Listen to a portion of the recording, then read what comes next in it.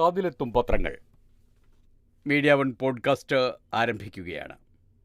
ഇന്ന് 2024 ഏപ്രിൽ 30 ചൊവ്വാഴ്ച. ഞാൻ PT നാസർ. കേരളം ചൂടിൽ പൊരിയുന്നതും CPIM EP വിവാദം തണുപ്പിക്കാൻ നോക്കുന്നതുമാണ് ഇന്നത്തെ പ്രധാന വാർത്തകൾ. മാതൃഭൂമിയിൽ നിന്ന് തുടങ്ങാം. മാതൃഭൂമിയുടെ തലക്കെട്ട് തൃശ്ശൂരിലും ഉഷ്ണതരംഗം എന്നാണ് ഒരു വാർത്തയുടെ. തൊട്ടടുത്തു തന്നെ EPക്ക് പൊള്ളും എന്നും. ഉഷ്ണതരംഗ തലക്കെട്ടുകളിലൂടെ തുടങ്ങാം. തൃശ്ശൂരിലും ഉഷ്ണതരംഗം. പാലക്കാട് വിദ്യാഭ്യാസ സ്ഥാപനങ്ങൾക്ക് അവധി. ഇന്ന് പ്രത്യേകം ശ്രദ്ധിക്കണം. പാലക്കാടിനും തൃശ്ശൂരിനും പുറമെ മറ്റു ജില്ലകളിലും ജാഗ്രത വേണമെന്ന ദുരന്ത നിവാരണ അതോറിറ്റിയുടെ മുന്നറിയിപ്പ്. കൊല്ലം, ആലപ്പുഴ, കോട്ടയം, എറണാകുളം, മലപ്പുറം, കോഴിക്കോട് ജില്ലകളിൽ ഉയർന്ന താപനില 3 മുതൽ ശരാശരിയിൽ നിന്ന് 4 ഡിഗ്രി വരെ കൂടിയിട്ടുണ്ട്. ഇതിനാൽ ഇവിടങ്ങളിലും സമീപ ജില്ലകളിലും ചൊവ്വാഴ്ച പ്രത്യേകം ശ്രദ്ധ വേണം. മറ്റു ജില്ലകളിലും പതിവിലും ചൂട് കൂടാൻ സാധ്യതയുണ്ടെന്നാണ് മുന്നറിയിപ്പ്. കേരളത്തിൽ 5 ദിവസം കൂടി ഉഷ്ണതരംഗം. ന്യൂഡൽഹി. കേരളം, തമിഴ്നാട്, പുതുച്ചേരി, കർണാടക മേഖലകളിൽ 5 ദിവസം കൂടി ഉഷ്ണതരംഗം തുടരുമെന്ന് കേന്ദ്ര കാലാവസ്ഥാ വകുപ്പ്. താപനില 2 മുതൽ 3 ഡിഗ്രി വരെ ഉയരും. ഒറ്റപ്പെട്ട ഇടങ്ങളിൽ മഴയ്ക്ക് സാധ്യതയുണ്ട്. വടക്ക് കിഴക്കൻ സംസ്ഥാനങ്ങളിൽ ഇടിയോടുകൂടിയുള്ള മഴയും കാറ്റും 5 ദിവസം കൂടി തുടരും. ചൂട് കൂടും എല്ലായിടത്തും. തിരുവനന്തപുരം 36.2, കൊല്ലം 38.6, ആലപ്പുഴ 38.3, കോട്ടയം 37.5, എറണാകുളം 34.4, തൃശ്ശൂർ വെള്ളാനിക്കര 40, പാലക്കാട് 41, മലപ്പുറം 37.4, കോഴിക്കോട് 38.1, കണ്ണൂർ 36.37. ഇങ്ങനെയാണ് ചൂടിൻ്റെ കണക്ക്. ഊട്ടിയും ചുട്ടുപൊള്ളുന്നു എന്ന് ദേശാഭിമാനി. വിനോദ സഞ്ചാരികളെ നിരാശരാക്കി തമിഴ്നാടിലെ ഊട്ടിയിൽ ചരിത്രത്തിൽ ഏറ്റവും കൂടിയ താപനില രേഖപ്പെടുത്തി. 29 ഡിഗ്രി സെൽഷ്യസാണ് ഞായറാഴ്ച രേഖപ്പെടുത്തിയ താപനിലയെന്ന് ചെന്നൈ റീജിയണൽ മെട്രോളജിക്കൽ ഡിപ്പാർട്ട്മെൻറ്റ് അറിയിച്ചു. 1951 ശേഷം മേഖലയിൽ രേഖപ്പെടുത്തിയ ഏറ്റവും ഉയർന്ന താപനിലയാണിത്. ഊട്ടിയിലെ പ്രശസ്തമായ വാർഷിക പുഷ്പമേള മെയ് 10 തുടങ്ങും. ഇടുക്കിയിൽ 36.3% വെള്ളം മാത്രം. ദേശാഭിമാനിയിലെ വാർത്തയാണ്. ജലനിരപ്പ് താഴ്ന്ന ഇടുക്കി അണക്കെട്ടിൻ്റെ കുളമാവിൽ നിന്നുള്ള ദൃശ്യം ഒരു ചിത്രമായും വാർത്തയോടൊപ്പം ചേർത്തിട്ടുണ്ട്. അണക്കെട്ടിൻ്റെ നടുവിൽ മാത്രം ഒരിത്തിരി വെള്ളം, ബാക്കി മുഴുവൻ അടിയിലെ ഭൂപ്രദേശങ്ങൾ ഒരു മരുഭൂമി പോലെ പൊങ്ങിക്കിടക്കുന്നത് കാണാം. അങ്ങനെയാണ് ആ ചിത്രം. ഇടുക്കി. മൺസൂൺ വേനൽ മഴകളിൽ വൻ കുറവുണ്ടായതിനെ തുടർന്ന് ഇടുക്കി അണക്കെട്ടിൽ സംഭരണ ശേഷിയുടെ 36.30% അടി വെള്ളം മാത്രമാണ്. അടിക്കണക്കിൽ പറഞ്ഞാൽ 2338.44 അടി വെള്ളം മാത്രം. ഇടുക്കിയുടെ പരമാവധി ശേഷി 2403 അടിയാണ്.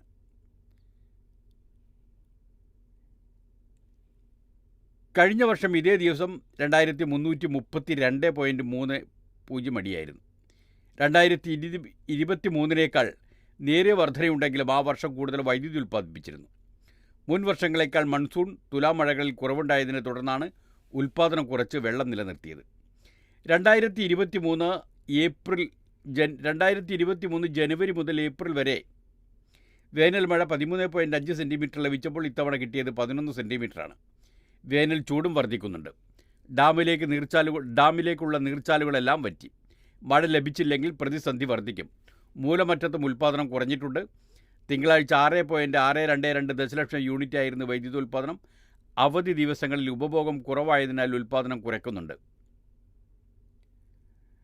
വളരെ കുറച്ച് വെള്ളമാണ് ഒഴുകിയെത്തുന്നത്. 8.9 ലക്ഷം ഘനമീറ്റർ വെള്ളം ഒഴുകിയെത്തുമ്പോൾ ഉൽപ്പാദനശേഷം 45.349 ലക്ഷം ഘനമീറ്റർ ഒഴുകിപ്പോകുന്നുണ്ട്.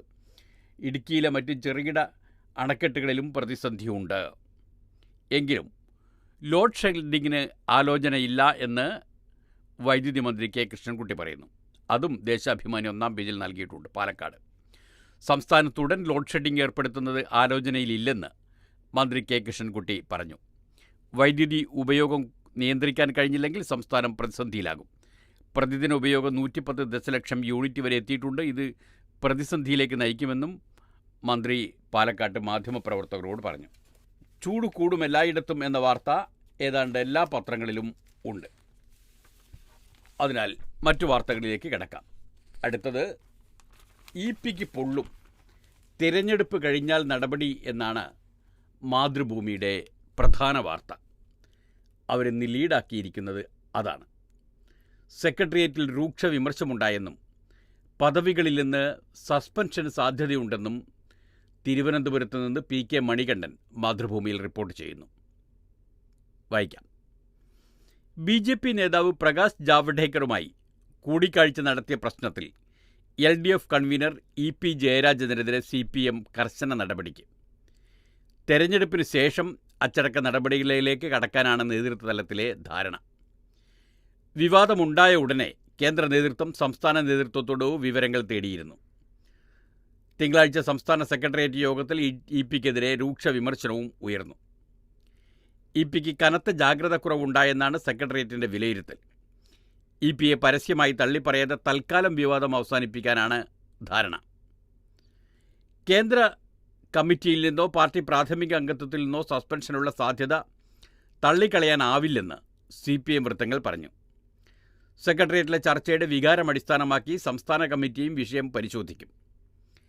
LDF കൺവീനർ സ്ഥാനത്ത് നിന്ന് നീക്കാനുള്ള ചർച്ച സെക്രട്ടേറിയറ്റിൽ ഉണ്ടായിട്ടില്ലെങ്കിലും അങ്ങനെ ഒരു ഗൗരവപ്പെട്ട പ്രശ്നത്തിൽ CPIയുടെ വികാരം മാനിക്കാതിരിക്കാനാവില്ല.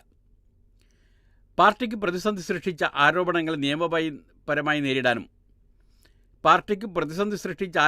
നിയമപരമായി നേരിടാനും ദല്ലാൽ നന്ദകുമാറിനെ പോലുള്ളവരുമായുള്ള ബന്ധം അവസാനിപ്പിക്കാനും EPക്ക് നിർദ്ദേശം നൽകി. നന്ദകുമാറിൻ്റെയും BJP നേതാവ് ശോഭാ സുരേന്ദ്രൻ്റെയും പേരിൽ കേസുമായി മുന്നോട്ടു പോയാൽ വിവാദങ്ങൾ പ്രതിരോധിക്കാനാവുമെന്നാണ് പ്രതീക്ഷ. വിവാദങ്ങളിൽ തുടർചലനങ്ങൾ ഉണ്ടാവുമെന്ന് CPM കരുതുന്നു. അതിനുകൂടി തടയിടാനാണ് നിയമ നടപടിക്കുള്ള നിർദ്ദേശം. സെക്രട്ടേറിയറ്റിലെ വിമർശനവും വിലയിരുത്തലും അടിസ്ഥാനമാക്കി സംസ്ഥാന നേതൃത്വം കേന്ദ്ര നേതൃത്വത്തിന് വിശദീകരണം നൽകും. അടുത്ത PB യോഗത്തിൽ വിഷയം പരിഗണിക്കും. തുടർന്ന് തെരഞ്ഞെടുപ്പിന് ശേഷമുള്ള കേന്ദ്ര കമ്മിറ്റിയിൽ അച്ചടക്ക നടപടി എടുക്കാനുള്ള തയ്യാറെടുപ്പിലാണ് CPM. വാദമുഖങ്ങൾ നിരത്തി EP. ജാവ്ദേക്കർ യാദൃശ്ചികമായി തന്നെ കാണാൻ മകൻ്റെ ഫ്ളാറ്റിലേക്ക് വന്നതാണെന്നും രാഷ്ട്രീയം സംസാരിച്ചിട്ടില്ലെന്നുമാണ് EPയുടെ വിശദീകരണം. തനിക്കെതിരെ ആസൂത്രിത ഗൂഢാലോചന നടന്നു. തുടർച്ചയായി മാധ്യമങ്ങൾ ചോദിച്ചുകൊണ്ടിരിക്കുന്നതിനാലും വിവാദത്തിലേക്ക് മുഖ്യമന്ത്രിയെ വലിച്ചിഴച്ചതിനാലുമാണ് വോട്ടെടുപ്പ് ദിവസം പ്രതികരിക്കേണ്ടി വന്നതെന്നും വാദമുഖങ്ങൾ നിരത്തി. ഉൾക്കൊള്ളാനാവാത്ത സെക്രട്ടേറിയറ്റ്. EP ജയരാജൻ്റെ വിശദീകരണം പൂർണ്ണമായി സെക്രട്ടേറിയറ്റ് ഉൾക്കൊണ്ടിട്ടില്ല. EP പാർട്ടിയെ പ്രതിക്കൂട്ടിലാക്കുന്ന ബന്ധം നിരന്തരം സൂക്ഷിക്കുന്നതിനാലാണ് ദല്ലാൽ നന്ദകുമാറിനെ ചൂണ്ടിക്കാട്ടി സെക്രട്ടേറിയറ്റിൽ ഉയർന്ന മറ്റൊരു വിമർശനം. എന്നാൽ നന്ദകുമാർ തന്നെ കുടുക്കിയ ആളാണെന്നും അയാളുമായുള്ള ബന്ധം നേരത്തെ അവസാനിപ്പിച്ചെന്നുമാണ് EPയുടെ മറുപടി. ഈ സാഹചര്യത്തിൽ ഇപ്പോഴത്തെ ആരോപണത്തിൽ യാദൃച്ഛികമായി ഫ്ളാറ്റിൽ വെച്ച് കണ്ടതല്ലാതെ മറ്റെവിടെ വെച്ചും കൂടിക്കാഴ്ച നടത്തിയിട്ടില്ലെന്ന വിശദീകരണം തൽക്കാലം വിശ്വാസത്തിലെടുത്ത് ആരോപണങ്ങളിൽ നിയമ നടപടിയെടുക്കാൻ സെക്രട്ടേറിയറ്റ് നിർദ്ദേശിച്ചു. അങ്ങനെയാണ് ഇതിൽ മാതൃഭൂമിയുടെ അന്വേഷണവും കണ്ടെത്തലും മാതൃഭൂമിയുടെ അവർ ഓൺ ചെയ്യുന്നവരുടെ സ്വന്തം വാർത്ത. എന്നാൽ ഇന്നലെ LDF യോഗത്തിന് ശേഷം ഈ MV ഗോവിന്ദൻ CPM സംസ്ഥാന സെക്രട്ടറി MV ഗോവിന്ദൻ നടത്തിയ പ്രസ്താവന മാതൃഭൂമി അകത്തെ പേജിൽ നൽകിയിട്ടുണ്ട്. അച്ചടക്ക നടപടിയില്ല. EP ജയരാജൻ LDF കൺവീനറായി തുടരും MV ഗോവിന്ദൻ. സെക്രട്ടേറിയറ്റ് യോഗത്തിനു ശേഷമുള്ള പാർട്ടിയുടെ നിലപാട്. തിരുവനന്തപുരം. EPക്കെതിരെ അച്ചടക്ക നടപടിയെടുക്കേണ്ട പ്രശ്നങ്ങളില്ലെന്നും അദ്ദേഹം LDF കൺവീനറായി തുടരുമെന്നും CPM സംസ്ഥാന സെക്രട്ടറി MV ഗോവിന്ദൻ പറഞ്ഞു. മാധ്യമങ്ങൾ തുടർച്ചയായി ചോദിച്ചു കൊണ്ടിരിക്കുകയായിരുന്നു.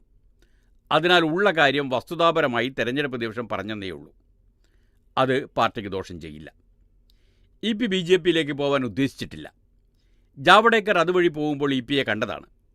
കൂടിക്കാഴ്ച നടന്നെന്ന് ഇരുവരും പറഞ്ഞു. എന്നാൽ രാഷ്ട്രീയം സംസാരിച്ചിട്ടില്ല.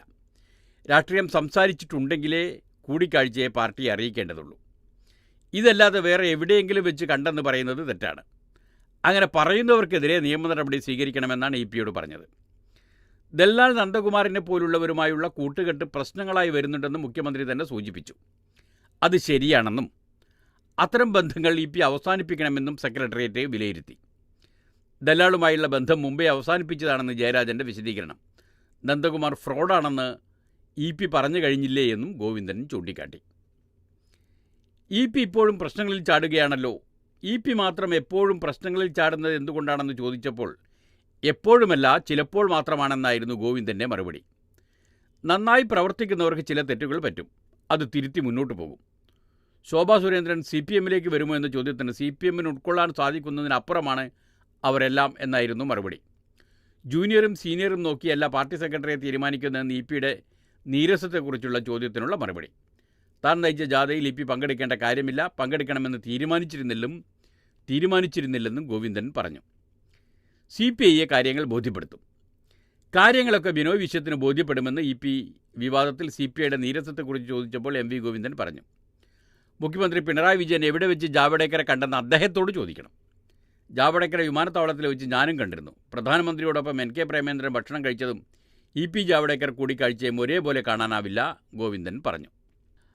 ശോഭാ സുരേന്ദ്രൻ്റെ പ്രസ്താവനയും ഇതോടൊപ്പം ചേർത്ത് തന്നെ നൽകിയിട്ടുണ്ട് Mathrubhumi. Haripad LDF convener E P ജയരാജനുമായി 3 തവണ കൂടിക്കാഴ്ച നടത്തിയെന്ന് ആവർത്തിച്ച് BJP നേതാവ് ശോഭാ സുരേന്ദ്രൻ. തൃശൂർ രാമനിലയത്തിലെ കൂടിക്കാഴ്ചയ്ക്ക് അവിടുത്തെ CCTV തെളിവാണ്, അത് പരിശോധിക്കാം. ഹരിപ്പാട് മാധ്യമപ്രവർത്തകരുമായി സംസാരിക്കുകയായിരുന്നു അവർ.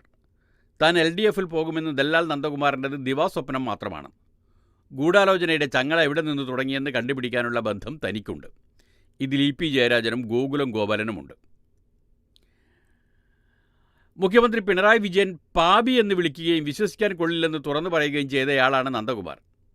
MV ഗോവിന്ദൻ ഫ്രോഡെന്ന് വിളിക്കുകയും ചെയ്തു. എന്നിട്ടും നന്ദകുമാറിനെ തള്ളിപ്പറയാൻ ജയരാജൻ തയ്യാറായില്ല. നന്ദകുമാറിനെതിരെ കേസ് വേണ്ടെന്ന് പറയാനുള്ള കാരണമറിയാൻ പൊതുസമൂഹത്തിന് ആഗ്രഹമുണ്ട്. പാർട്ടിയിൽ നിന്ന് പോകാൻ ഇ.പി ആഗ്രഹിച്ചിരിക്കാം. എന്നാൽ ആ തീരുമാനം മാറ്റിക്കാൻ അദൃശ്യ ഘടകമായി പ്രവർത്തിക്കാനുള്ള പ്രാപ്തി മുഖ്യമന്ത്രിക്കുണ്ടെന്നും ശോഭാ സുരേന്ദ്രൻ പറഞ്ഞു. വനമേഖലയിലെ രാത്രികാല സഞ്ചാരം നിരോധിക്കണമെന്ന് കേരള ഹൈക്കോടതി രൂപീകരിച്ച വിദഗ്ധ സമിതി റിപ്പോർട്ട് നൽകിയിട്ടുണ്ട്.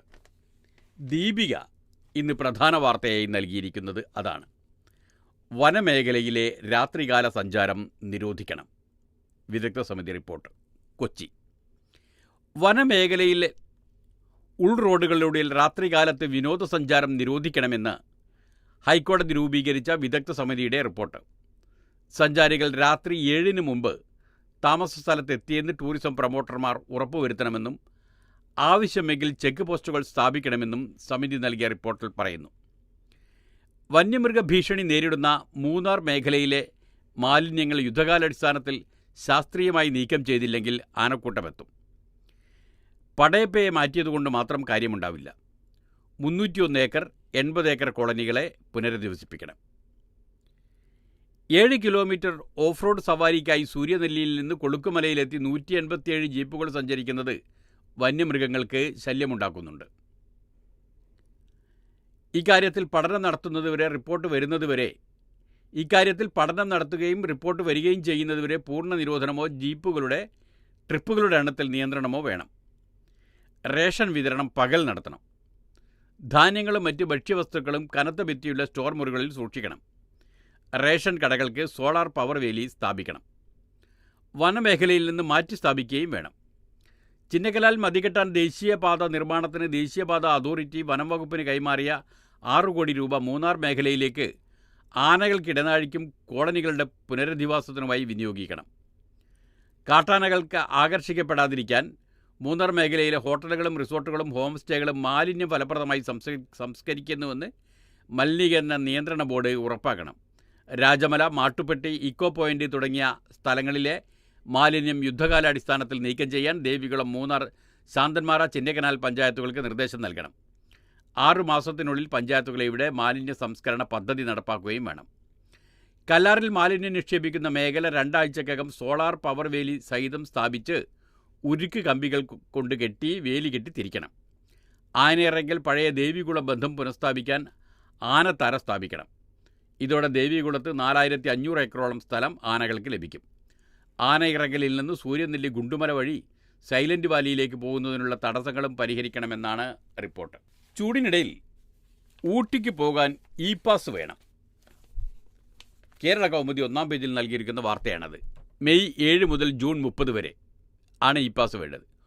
ഊട്ടിയിൽ ചൂട് 29 ഡിഗ്രി ആയിട്ടുണ്ട്. ചെന്നൈ സന്ദർശക തിരക്ക് നിയന്ത്രിക്കാൻ തമിഴ്നാട്ടിലെ പ്രധാന വിനോദസഞ്ചാര കേന്ദ്രങ്ങളായ ഊട്ടിയിലും കൊടൈക്കനാലിലും മെയ് 7 മുതൽ ജൂൺ 30 വരെ വാഹനങ്ങൾക്ക് ഇ പാസ് രേഖപ്പെടുത്തി മദ്രാസ് ഹൈക്കോടതി. സീസണുകളിൽ ടൂറിസ്റ്റുകളുടെയും വാഹനങ്ങളുടെയും അനിയന്ത്രിതമായ തിരക്ക് പരിസ്ഥിതി പ്രശ്നമുണ്ടാക്കുമെന്ന പൊതുതാൽപര്യ ഹർജിയിലാണ് വിധി. വാഹനത്തിരക്ക് കാരണം നാട്ടുകാർക്ക് അടിയന്തര ഘട്ടത്തിൽ ആശുപത്രിയിൽ സമയത്തിനെത്താൻ പോലും കഴിയുന്നില്ലെന്ന് കോടതി നിരീക്ഷിച്ചു. വേനൽ അവധിക്ക് 20,000 വാഹനങ്ങൾ വരെ ഊട്ടിയിലെത്തുന്നുണ്ട്. നീലഗിരി, ഡിണ്ടുഗൽ ജില്ലാ ഭരണകൂടങ്ങളാണ് പാസ്പോർട്ട് നൽകേണ്ടത്. ഇ പാസിനൊപ്പം ഓൺലൈൻ ടോളും ഏർപ്പെടുത്തുന്നതിൻ്റെ സാധ്യത പരിശോധിക്കാനും കോടതി നിർദ്ദേശിച്ചു. അങ്ങനെയെങ്കിൽ ചെക്ക് പോസ്റ്റുകളിൽ മണിക്കൂറുകൾ നീളുന്ന ബ്ലോക്ക് ഒഴിവാക്കാമെന്നും കോടതി ചൂണ്ടിക്കാട്ടി. അതേസമയം കൊടുംചൂടിൽ തണുപ്പ് തേടിപ്പോകുന്ന ഊട്ടിയിലും ഇപ്പോൾ റെക്കോർഡ് ചൂടാണ്. ഞായറാഴ്ച 29 ഡിഗ്രിയാണ് രേഖപ്പെടുത്തിയത്. ഇതിനു മുൻപ് 1951 ഊട്ടിയിൽ ഇത്രയും ചൂട് രേഖപ്പെടുത്തിയത്. തിരഞ്ഞെടുപ്പ് ഡ്യൂട്ടിക്കെതിരെ വോട്ടർ മഷി തട്ടി വിദ്യാർത്ഥിനിയുടെ വിരലുകൾക്ക് പൊള്ളലേറ്റു. പോളിംഗ് ഉദ്യോഗസ്ഥർക്കും പൊള്ളലേറ്റിട്ടുണ്ട്. മാതൃഭൂമിയിലും മനോരമയിലും ഇത് സംബന്ധിച്ച് വാർത്തയുണ്ട്. 2 പത്രത്തിലും നിരവധി ചിത്രങ്ങളുമുണ്ട്. ഫറോക്കിൽ നിന്നാണ് റിപ്പോർട്ട് ചെയ്തിരിക്കുന്നത്. ഫറോക്ക് തെരഞ്ഞെടുപ്പ് ഡ്യൂട്ടിക്കെതിരെ വോട്ടർ മഷി തട്ടി NSS വിദ്യാർത്ഥിനിയുടെ വിരലുകൾക്ക് ഗുരുതരമായി പൊള്ളലേറ്റു. ഫറൂഖ് സ്വദേശിനിയായ +1 വിദ്യാർത്ഥിനിയുടെ ഇടത് കൈ വിരലുകൾക്കാണ് മഷി പുരണ്ട് പൊള്ളലേറ്റത്. ചാലിയ മുമ്പിച്ചി ഹാജി ഹയർ സെക്കൻഡറി സ്കൂളിലെ NSS വോളണ്ടിയറായ വിദ്യാർത്ഥിനിക്ക് തെരഞ്ഞെടുപ്പ് ഡ്യൂട്ടി ലഭിച്ചത് ഫറൂഖ് കോളേജ് ALP സ്കൂളിലാണ്. അവിടെ ഭിന്നശേഷിക്കാരായ ആളുകളെ വോട്ട് ചെയ്യുന്നതിന് സഹായിക്കലായിരുന്നു ഡ്യൂട്ടി. എന്നാൽ സ്കൂളിലെത്തിയപ്പോൾ 93 നമ്പർ ബൂത്തിൽ വോട്ട് ചെയ്യാനെത്തിയ ആളുകളുടെ വിരലിൽ മഷി പുരട്ടലായിരുന്നു ഡ്യൂട്ടി. 10 മുതൽ 2 വരെ വിദ്യാർത്ഥിനി മഷി പുരട്ടാനിരുന്നു. തുടർന്ന് വീട്ടിലെത്തിയപ്പോൾ ഇടത് കൈവിരലുകൾ കഠിനമായ വേദന അനുഭവപ്പെടാൻ തുടങ്ങി.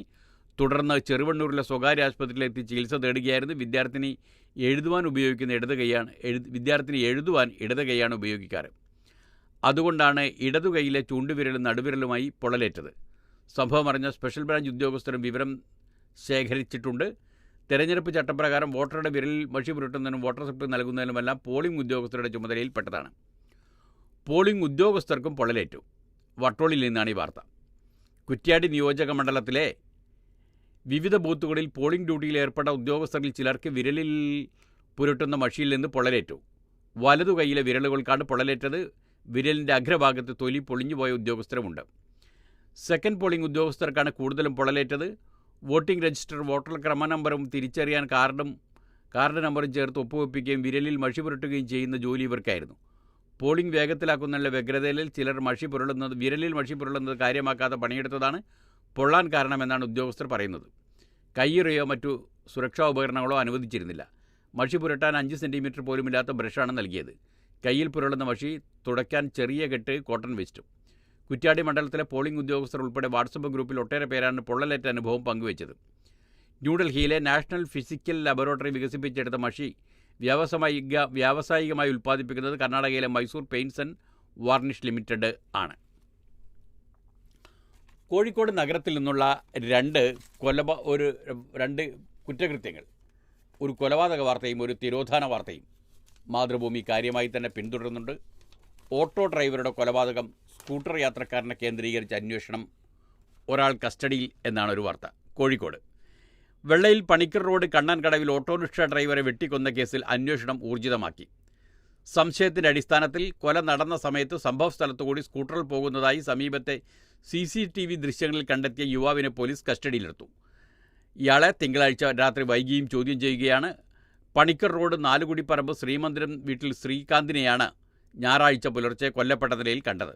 സ്കൂട്ടറിൻ്റെ മുൻഭാഗത്ത് ബൂട്ട് സ്പേസിൽ രക്തം പുരണ്ട കൊടുവാൾ വെച്ച് ഒരാൾ അതിവേഗത്തിൽ പോകുന്നതായി കണ്ടെന്ന് ദൃക്സാക്ഷികൾ പോലീസിന് മൊഴി നൽകിയിരുന്നു. തുടർന്ന് കൊല നടന്ന സ്ഥലത്തും പരിസര പ്രദേശങ്ങളിലും വെള്ളയിൽ പോലീസ് ഞായറാഴ്ചയും തിങ്കളാഴ്ചയുമായി CCTV ദൃശ്യങ്ങൾ ഉണ്ടോ എന്ന പരിശോധന നടത്തിയെങ്കിലും ഇത് സംബന്ധിച്ച ഒരു ദൃശ്യവും അന്വേഷണ ഉദ്യോഗസ്ഥർക്ക് ലഭിച്ചില്ല. അതേസമയം സംഭവസ്ഥലത്ത് അല്പം മാറി ഒരു CCTVയിൽ നിന്ന് കിട്ടിയ ദൃശ്യങ്ങളിൽ ഒരു സ്കൂട്ടർ കാണുന്നുണ്ടെങ്കിൽ നമ്പർ പ്ലേറ്റ് വ്യക്തമല്ല. കൂടാതെ സ്കൂട്ടർ ചാരനിറമാണോ കറുപ്പ് നിറമാണോ എന്ന് തിരിച്ചറിയാൻ കഴിയാത്ത നിലയിലാണ് ദൃശ്യം. ദൃക്സാക്ഷിയുടെ മൊഴിയിൽ പറയുന്ന ഇതേ സമയത്ത് തന്നെയാണ് ഈ സ്കൂട്ടർ കടന്നുപോയതെന്ന് CCTV ദൃശ്യത്തിൽ നിന്ന് വ്യക്തമാക്കിയിട്ടുണ്ട്. ഗാന്ധി റോഡിൽ നിന്ന് തെക്ക് ഭാഗത്തേക്കാണ് സ്കൂട്ടർ യാത്രക്കാരൻ പോയതെന്ന് വ്യക്തമാണ്. ഈ സ്കൂട്ടർ യാത്രക്കാരനാണോ പോലീസ് കസ്റ്റഡിയിലുള്ളത് എന്ന് വ്യക്തമല്ല. മറ്റൊരു കേസ് റിയൽ എസ്റ്റേറ്റ് വ്യാപാരിയുടെ തിരോധാനമാണ്. 3 പേരെ കേന്ദ്രീകരിച്ച് അന്വേഷണം. കോഴിക്കോട് നഗരത്തിലെ പ്രമുഖ റിയൽ എസ്റ്റേറ്റ് വ്യാപാരിയെ കാണാതായിട്ട് തിങ്കളാഴ്ചയോടെ 8 മാസവും 9 ദിവസവും പിന്നിടുന്നു. ബാലുശ്ശേരി എരമംഗലം ആട്ടൂർ ഹൗസിൽ മുഹമ്മദ് ആട്ടൂർ എന്ന മാമിയെയാണ് 2023 ഓഗസ്റ്റ് 22 ഉച്ചയ്ക്ക് ശേഷം കാണാതായത്. ഇതുവരെയും അദ്ദേഹത്തെക്കുറിച്ച് കുടുംബത്തിന് യാതൊരു വിവരവുമില്ല. അന്വേഷണം ഊർജിതമാണെന്നും ഉടൻ നിർണായക വിവരങ്ങൾ വെളിപ്പെടുത്താമെന്നുള്ള പ്രതീക്ഷയുണ്ടെന്നും നടക്കാവ് പോലീസ് പറഞ്ഞു. അന്വേഷണത്തിലേറെ പുരോഗതിയുണ്ട്. മുഹമ്മദുമായി വളരെ അടുത്ത ബന്ധമുള്ള 3 പേരെ കേന്ദ്രീകരിച്ചാണ് അന്വേഷണമെന്നും അവർ നിരീക്ഷണത്തിലാണെന്നും പോലീസ് വ്യക്തമാക്കി. തിരോധാനവുമായി ബന്ധപ്പെട്ട് ചില തെളിവുകൾ ലഭിക്കാനുണ്ടെന്നും അതോടെ കേസിന് കാര്യമായ വഴിത്തിരിവുണ്ടാകുമെന്നുമാണ് പോലീസ് നൽകുന്ന സൂചന. ഇതുവരെയായി ബന്ധുക്കളും സുഹൃത്തുക്കളും ഉൾപ്പെടെ 240 പേരുടെ മൊഴി രേഖപ്പെടുത്തിയിട്ടുണ്ട്. അരയിടത്ത് പാലത്തിന് സമീപമുള്ള ഓഫീസിൽ നിന്ന് മുഹമ്മദിനെ കാണാതാകുമ്പോൾ അദ്ദേഹത്തിൻ്റെ പേഴ്സ് ഓഫീസിലും വാഹനം സ്ഥിരമായി പാർക്ക് ചെയ്യുന്ന സ്ഥലത്ത് നിർത്തിയിട്ട നിലയിലുമായിരുന്നു. കാണാതായ ദിവസം രാത്രി 7:30 അരയിടത്ത് പാലത്തിന് സമീപമുള്ള പള്ളിയിലും എത്തിയിരുന്നു. 2 ദൃക്സാക്ഷികളുടെ മൊഴികളിൽ ഇത് വ്യക്തവുമാണ്. പോലീസിൻ്റെ ഇതുവരെയുള്ള അന്വേഷണത്തിൽ പൂർണ്ണമായി വിശ്വാസമുണ്ടെന്നും അന്വേഷണ ഉദ്യോഗസ്ഥർ കുടുംബവുമായി നിരന്തരം ആശയവിനിമയം നടത്തുന്നുണ്ടെന്നും അധ്യാപികയായ ഭാര്യ റംലത്തും മുഹമ്മദിൻ്റെ സഹോദരൻ അബ്ദുള്ള അട്ടൂരും പറഞ്ഞു. ഡ്രൈവിംഗ് ടെസ്റ്റ് പരിഷ്കാരത്തിൽ മാറ്റം തടയാൻ CITU. മനോരമയിൽ നിന്നാണ് വാർത്ത. പ്രതിദിനം 60 പേർക്ക് ടെസ്റ്റ് നടത്തും. തിരുവനന്തപുരം മന്ത്രി KB ഗണേഷ് കുമാർ 2 മുതൽ നടപ്പാക്കാൻ നിർദ്ദേശിച്ച പരിഷ്കരിച്ച രീതിയിലുള്ള ഡ്രൈവിംഗ് ടെസ്റ്റ് തടയാൻ all Kerala driving school workers union CITU സംസ്ഥാന കമ്മിറ്റി തീരുമാനിച്ചു. നേരത്തെ മന്ത്രിയുടെ തീരുമാനത്തിനെതിരെ സെക്രട്ടേറിയറ്റ് പടിക്കൽ CITU പ്രതിഷേധ ധർണ നടത്തിയിരുന്നു. അതിനിടെ ടെസ്റ്റിൽ നിഷ്കർഷിക്കുന്ന പരിഷ്കാരങ്ങളിൽ ചില ഇളവുകൾ ഗതാഗത കമ്മീഷണർ നിർദ്ദേശിച്ചിട്ടുണ്ട്. റോഡ് ടെസ്റ്റിന് ശേഷമായിരിക്കും ടെസ്റ്റ് അനുവദിക്കുക. റോഡ് ടെസ്റ്റിലും നിലവിലുള്ള രീതിയിൽ നിന്ന് മാറ്റമുണ്ടായിരിക്കും. ടെസ്റ്റ് ഗ്രൗണ്ടുകളുടെ നിർമ്മാണം നിർദ്ദേശിച്ച പോലെ നടക്കാത്തതിനാലാണ് ടെസ്റ്റിൽ ഈ ഇളവ് കൊണ്ടുവരുന്നത്. പ്രതിദിനം നടത്തുന്ന ടെസ്റ്റുകളുടെ എണ്ണം 60 നിജപ്പെടുത്തി. പുതുതായി 40 പേർക്കും തോറ്റവർക്കുള്ള റീടെസ്റ്റിൽ ഉൾപ്പെട്ട 20 പേർക്കുമാണ് അവസരം നൽകാനാണ് പുതിയ നിർദ്ദേശം. മെയ് 2 മുതൽ 30 പേർക്ക് ലൈസൻസ് നൽകുമെന്നാണ് മന്ത്രി അറിയിച്ചിരുന്നത്. ഇതിലാണ് ഇപ്പോൾ ഇളവ് വരുത്തിയിരിക്കുന്നത്. പുതിയ ട്രാക്കുകൾ തയ്യാറാകാത്തതിനാൽ ടെസ്റ്റ് തുടരും. ഡ്രൈവിംഗ് ടെസ്റ്റ് പരീക്ഷണമായി പ്രത്യേക മേൽനോട്ടം. 98-ൽ ജയിച്ചത് 15 പേർ മാത്രം. ടെസ്റ്റ് നടത്തിയത് ഉന്നത ഉദ്യോഗസ്ഥരുടെ സാന്നിധ്യത്തിൽ. അങ്ങനെയും ഒരു വാർത്തയുണ്ട്. ദിവസവും 100 മുതൽ 125 വരെ പേരെ ഡ്രൈവിംഗ് ടെസ്റ്റിൽ വിജയിപ്പിച്ച് ലൈസൻസ് നൽകിയ മോട്ടോർ വെഹിക്കിൾ ഇൻസ്പെക്ടർമാരുടെ മികവ് പരിശോധിക്കാൻ നടത്തിയ പരീക്ഷണത്തിൽ കൂട്ടത്തോൽവി. ഈ ഉദ്യോഗസ്ഥർ ഉന്നത ഉദ്യോഗസ്ഥരുടെ സാന്നിധ്യത്തിൽ നടത്തിയ 98 പേരുടെ ടെസ്റ്റിൽ ആകെ പാസ്സായത് 15 പേരാണ്. കാറിൻ്റെ ടെസ്റ്റിലാണ് കൂടുതൽ പേരും തോറ്റത്. ഡ്രൈവിംഗ് ടെസ്റ്റ് വെറും 2 മിനിറ്റ് കൊണ്ട് നടത്തി പാസ്സാക്കി വിടുന്നുവെന്നും ഇതിൻ്റെ പേരിൽ വൻതോതിൽ അഴിമതി നടക്കുന്നുവെന്നും പരാതി ഉയർന്നതിനെ തുടർന്ന് മന്ത്രി KB ഗണേഷ് കുമാറിൻ്റെ നിർദ്ദേശപ്രകാരമാണ് ഡ്രൈവിംഗ് ടെസ്റ്റിൽ പരിഷ്കാരം കൊണ്ടുവന്നത്. ഇതിൻ്റെ ഭാഗമായി നടത്തിയ പരിശോധനയിലാണ് ദിവസവും 100-125 പേരെ പാസ്സാക്കുന്ന ടെസ്റ്റ് നടത്തുന്ന വിവരം പുറത്തു വന്നത്. ഈ ഉദ്യോഗസ്ഥർ എങ്ങനെയാണ് 2 മിനിറ്റ് കൊണ്ട് ടെസ്റ്റ് നടത്തി പാസ്സാക്കുന്നത് എന്ന് അവർ തന്നെ എല്ലാവരുടെയും മുന്നിൽ കാണിക്കാനായിരുന്നു നിർദ്ദേശം. അതിനായി മോട്ടോർ വാഹന വകുപ്പിൻ്റെ മുട്ടത്തറയിലെ ഓട്ടോമേറ്റഡ് ടെസ്റ്റിംഗ് സ്റ്റേഷനിൽ വിളിച്ചു വരുത്തി ഇന്നലെ സൂപ്പർ ടെസ്റ്റ് നടത്തി.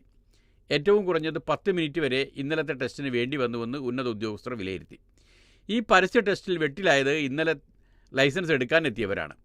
കൂടുതൽ ക്യാമറകളും പരീക്ഷകരും എത്തിയതോടെ പരീക്ഷയ്ക്കെത്തിയ പലരും തോറ്റു. പരീക്ഷ പ്രയാസമായിരുന്നുവെന്നും ഇൻഡിക്കേറ്റർ ഇടാൻ അല്പം താമസിച്ചതിൻ്റെ പേരിൽ പോലും തോറ്റെന്നും പലരും പറഞ്ഞു. ഇത്തരം സൂപ്പർ ടെസ്റ്റാണ് നടക്കുന്നതെന്ന് അറിഞ്ഞ് 22 പേർ ടെസ്റ്റിന് വന്നില്ല. ഓരോ ഗ്രൗണ്ട് ടെസ്റ്റിനും റോഡ് ടെസ്റ്റിനുമായി ഉദ്യോഗസ്ഥർ എത്ര സമയമെടുത്തു എന്ന് നിരീക്ഷിക്കാൻ പ്രത്യേക സംഘത്തെയാണ് നിയോഗിച്ചത്. സൂപ്പർ ടെസ്റ്റിന് ശേഷം പ്രത്യേക സംഘം മന്ത്രിക്ക് റിപ്പോർട്ട് നൽകും. ഇതിൻ്റെ അടിസ്ഥാനത്തിലായിരിക്കും തുടർ നടപടി.